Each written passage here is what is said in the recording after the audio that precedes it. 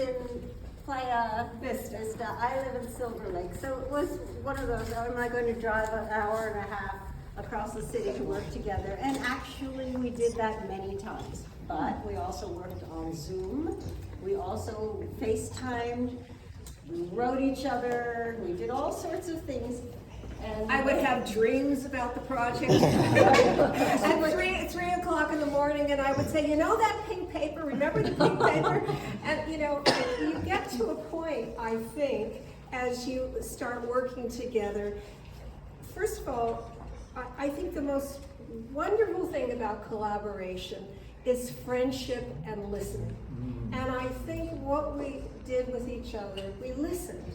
We listened to each other's viewpoints, each other's opinion. I mean, Aleka has a completely different style than I have.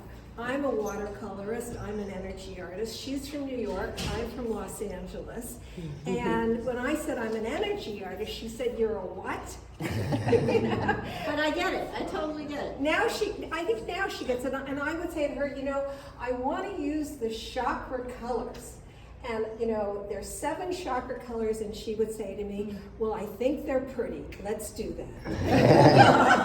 In other words, she wouldn't have, I'm thinking chakra, I'm thinking Pisces, I'm thinking the ethereal, and she's thinking pretty colors, this goes together. I'm thinking totem animals, let's use buttons, I love the textures of this and that, I know this is old wallpaper. I'm a collage and assemblage artist, and I find things in trash. And I've always worked in watercolors. I started painting when I was 70, and I'm 76 now.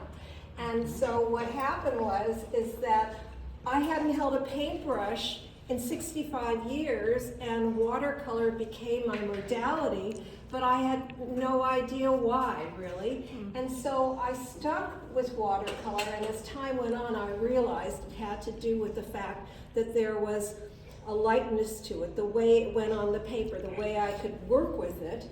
And I had never worked on a project with someone else, and when you do energy art, this is what happens.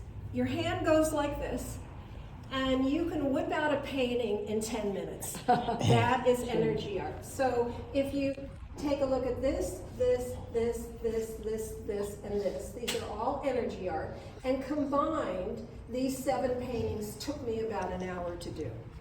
Okay, so it's a completely different kind of process, but what was so fascinating is that I learned so much working with Aleka, because buttons, I had no idea what are buttons. I mean, what do you do with buttons? I want to point these out. These are the outtakes from Nancy's paintings. I cut them up, and they were so beautiful. I wanted to use them somehow. You know, here's another one. I mean, you can see, and I work with things like totem animals. I'm connected with world folk art, you know, I mean, I'm plugged in a different way. Actually, both of us are plugged into the same thing. Right. We're both plugged into a kind of a collective unconscious, world energy, universal, collective consciousness, feminist symbolism, that's how we came to the circles. These are cake risers that you put cakes on. Right. This is 2 of them.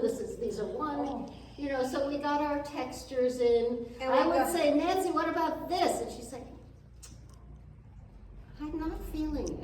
But for instance, this white, the canvas was white, and Nancy loved the white, and I was irritated by the white. I thought it needs texture, so we covered it with white rice paper. I don't know if you can see. And I got my satisfaction from a hint of texture. And also, I knew it was very important for Aleka to have something to bring this piece together. Even though I felt the piece was together. I liked the way the piece was. And I remember I even had people over to my house. Kathy was over at my house, and I said, what do you think? Is the piece done? And everybody said, oh yeah, it's done. And then I told you their opinion, and you said it's not done.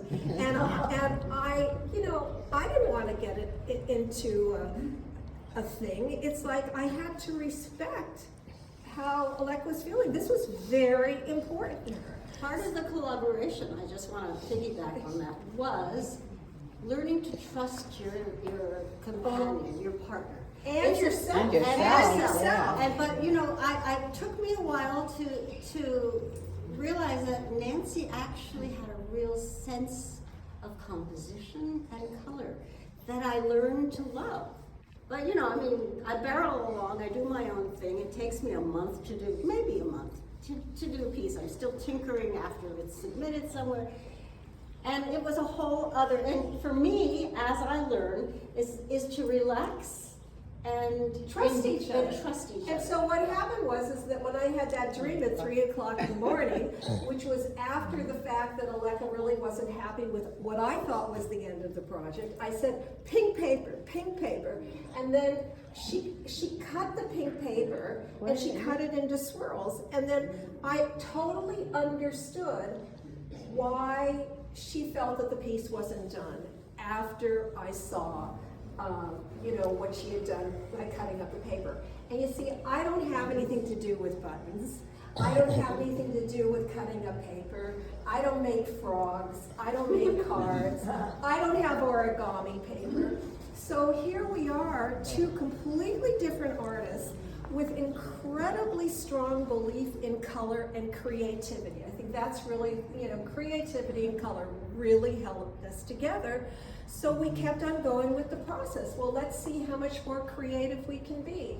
And so we would just bring different things in. So, Peter, you asked a really interesting question, and that is, what does a collaboration do? What really happens?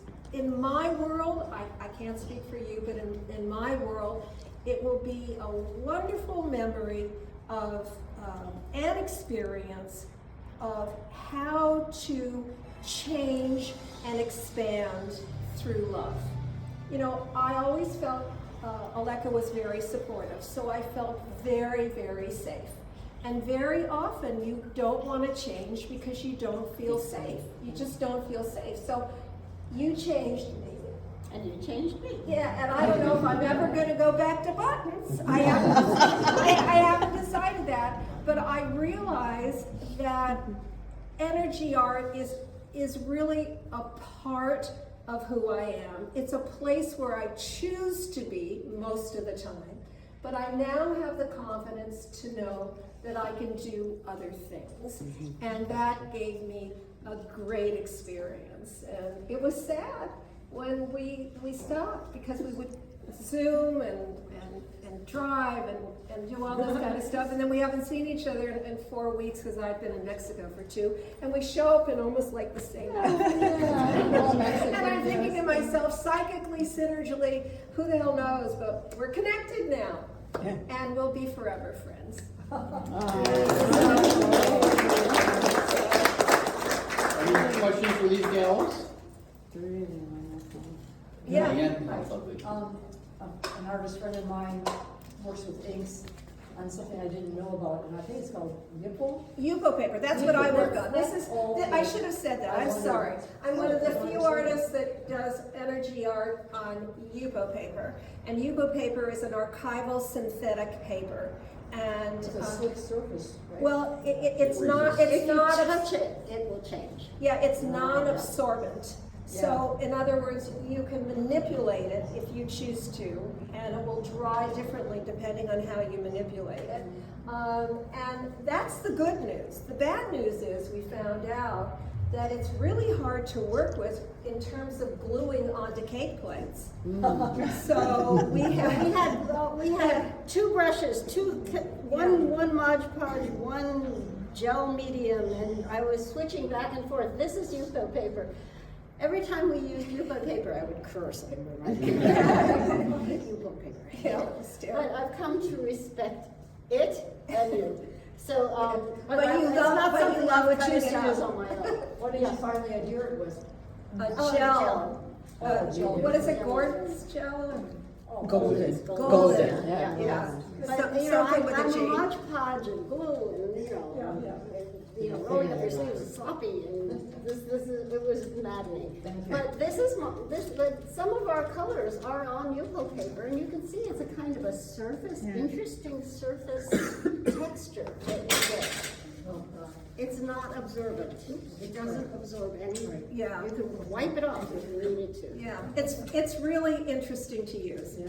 I see. Also, when you go by and look at our edges, we work very hard on these edges. You can't see them, but we worked really hard. That's why I'm pointing. Yeah. Is it a tabletop, the whole thing? I see it round it's 3 canvas. feet. And that's another thing, Aleka envisioned it from the beginning, a 3 feet circle. So I said, okay, we'll go with a 3 feet circle. I'd never worked on a 3 feet circle. So, had you ever worked on a 3 feet circle? I've done a lot of like props and costumes that were big, so I'm Yeah. kind of comfortable with it. But a circle is it's femininity, it's community. You know, it's holding together. Does anyone, yeah. I'm so fascinated by all the elements that I'm seeing in there. And something that I haven't heard anything about the spotted leaf forms. And I'm What? curious. Oh, you Black mean and white these? ones. Yeah. Yeah, well, That's the antique wallpaper. Oh. It's I worked with a lot with organic shapes like plants and wavy things, and so I cut leaves. I had a lot of leaves that were rejected because I was using corrugated cardboard. What else did we have? we had a lot. Funny textures of leaves. We work and Nancy- primarily at Aleka's house, and she has rooms full of stuff. And so there was a lot. And to your point, I would have never, ever even imagined this would work. Right. And then when I saw it with